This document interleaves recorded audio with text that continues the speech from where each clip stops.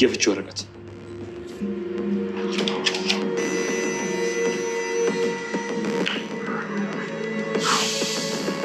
ሞገስ ዛሬ ገና አሰብክ። እኔም እኮ መጀመሪያ ሌላ ነገር ውስጥ ነበር። ህጋዊ ሚስቴ ናት። ህጋዊን ሚስቴን እንዴት ትወስዳለህ ነበር ስሬ ነበር። በህጉ መሰረት ከፈታችን ምንም ችግር የለውም። ፈርማለሁ። አሁን ይልቅ ማሾፉን ተውና ፈርም። ሞገስ እፈርማለሁ አልኩ። ከልቤ እኮ ነው የማወራው። መቼስ ባገጭ አልፈርም። እምፈርምበትን እጄን ፍታኝ።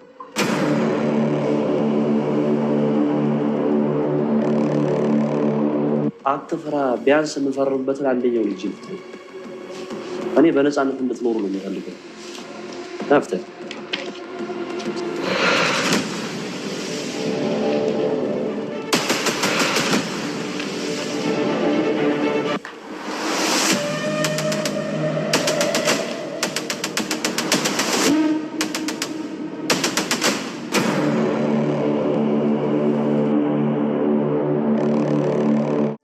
እባክሽ ትንሽ ጊዜ ታገሺ።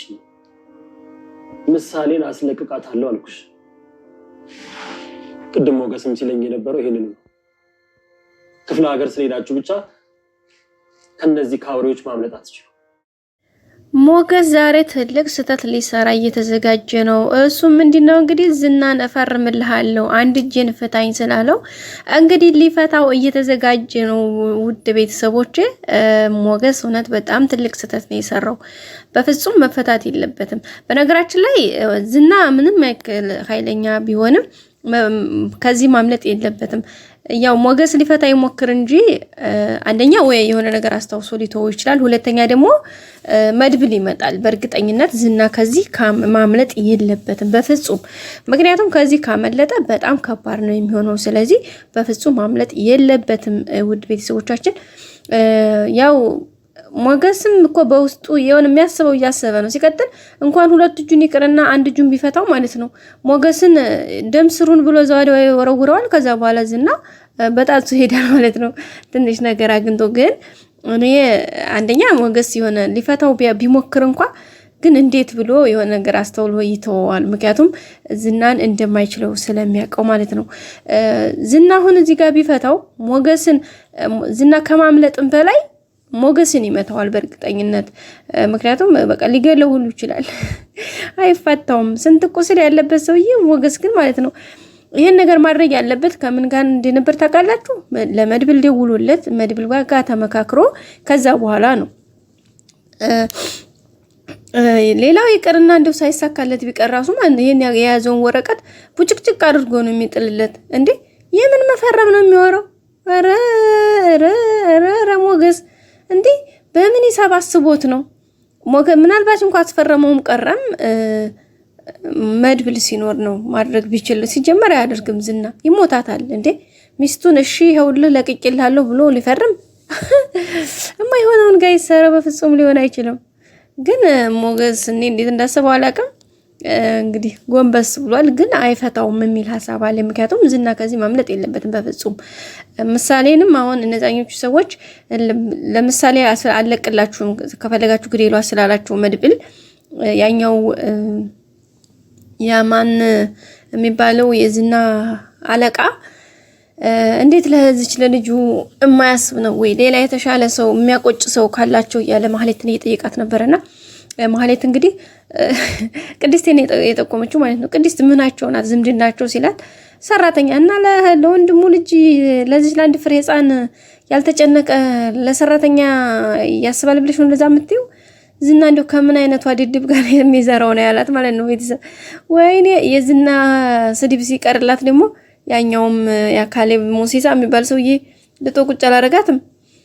እና እንግዲህ ያው ማህሌትም በቃ ይወርታ ያለች እየተንኳኳች ነው እንደሰዋራቅል ሌላ የተሻለ ሰው አምጪ ቢላትም እንግዲህ የጠቆመቻቸው ቅድስትን ዳጣንና ሞገስን ነው። ግን እነዚህ ደግሞ ምንም እንኳን አይደለም ለነሱ ምሳሌን ያክል ልጁንም መዲያ መድብል አልፈታውም ብሎ እንትን ብሏል። በነገራችን ላይ የመድብል ውሳኔው ትክክል ነው። መድብል የሚፈታት ቢሆን ኑሮ ቅድስቴ ስታለቅስበት ነበር የሚፈታው ማለት ነው ዝናን ለምሳሌ ብሎ መድብል እያንዳንዱን ነገሮች ጠንቅቆ ያውቃል። መስዋዕትነት የሚያስከፍለውን ነገር አይስተት አይሰራም። ምሳሌን አሁን እንትን ቢሉለትም የመጀመሪያ ላይ ለቋት ይችላሉ ዝና ቢለቀቅም ሁለተኛ ቢለቋት እንኳን ለራሱ በጣም ኃይለኞች ስለሆኑ እነዚህ በጣም ከባድ ናቸው። ይገሏቸዋል ማለት ያጠፏቸዋል። ምክንያቱም ብዙ ሚስጥር ያውቃሉ። ለህግ እንኳን አሳልፈው ቢሰጧቸው በጣም ብዙ ሪስክ እንደሚያስወስዳቸው ስለሚያውቁ እዚህ ጋር ወይ ወደ እነሱ ጋር መግባት አለባቸው ወይ ደግሞ ማስወገድ ያለባቸው። መድብል ደግሞ ይሄን ነገር መቼም ሊቀበሉ አይችልም። በተለይ ከነሱ ጋር ሆኖ መቼም ሊሰራ አይችልም። እሱ ደግሞ በጣም ከባድ ነው ማለት ነው ቤተሰብ በቃ ከሚባለው በላይ በጣም ከባድ ነገር ነው የሚሆነው።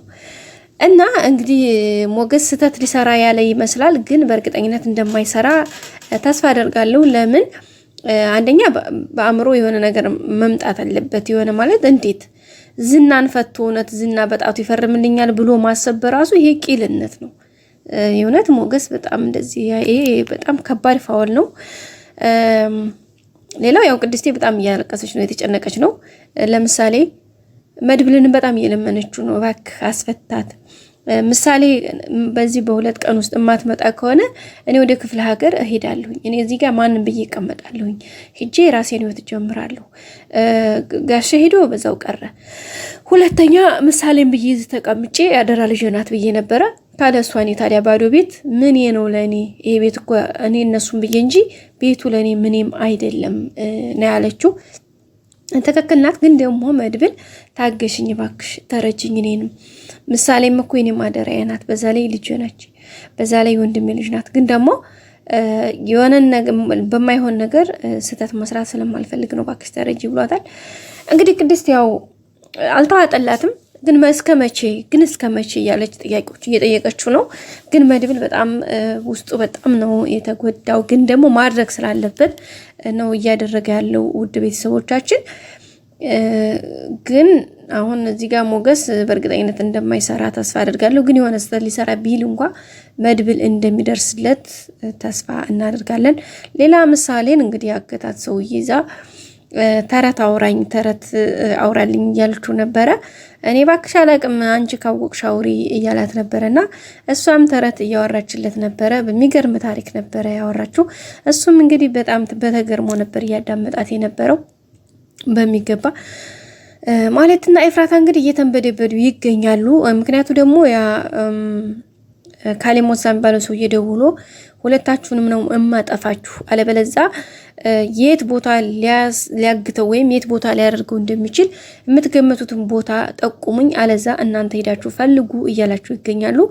ኤፍራታ በተለይ በጣም ተንቀጥቅጣለች። ምክንያቱም ይህን ነገር አሳልፋ የሰጠችው እሷ ስለሆነች የምታውቀውን ሁሉ ጠይቂያት፣ በእርግጠኝነት መድብል የት እንዳደረገው ታውቃለች እያለ ለማለት እየደወለ ነው። አለበለዚያ ሁለታችሁንም ነው እማጠፋችሁ ብሏቸዋል ማለት ነው። ቤተሰቦቻችን ግን ያው እስካሁን እሺ እንፈልጋለን እሺ እያለች ነው። ኤፍራታም እንግዲህ አደራሽን አሳልፈሽ እንዳሰጭኝ እንግዲህ ከየት አባቴ ነው የማመጣው፣ ከዛ ደግሞ እንደው ምሳሌን ይገሏት ይሆን እያለችም እያሰበች ነው። ሁለት ልብ እንትን እያለ ማለት ነው። ብቻ በፍራተ ጉልበት ውስጥ ነው ያሉት እላችኋለሁ። ወደ ቤተሰቦች ግን በአንድ ነገር የምነግራችሁ ነገር ዝና በፍጹም ሊያመልጥ አይችልም። ምክንያቱም ዝና እዚህ ጋር ካመለጠ ነገሮቹ ወይም ዝና ከተፈታ ነገሮቹ ሁሉ በጣም ነው የሚያስጠሉ የሚሆኑት ማለት ነው። በፍጹም እንደዛ መሆን የለበትም እላለሁኝ። ውድ ቤተሰቦች እንግዲህ ላይክ ያላደርጋችሁ ካላችሁ ላይክ አድርጉ፣ ሰብስክራይብ በማድረግ ቤተሰብ ሁኑ። ሁሌም አብራችሁ ስለሆናችሁ አመሰግናለሁ። ላይክ ማድረጋችሁን አትርሱ። እስከመጨረሻ በማየት ሀሳብ አስተያየታችሁን አስቀምጡልን። የደወል ምልክቷን በመንካት ሁሌም አዳዲስ ቪዲዮዎችን ስንጭን ወደ እናንተ እንዲደርስ ይረዳል ማለት ነው። አብራችሁ ስለነበራችሁ አመሰግናለሁ። መልካም ጊዜ በያላችሁበት። ባይ ባይ።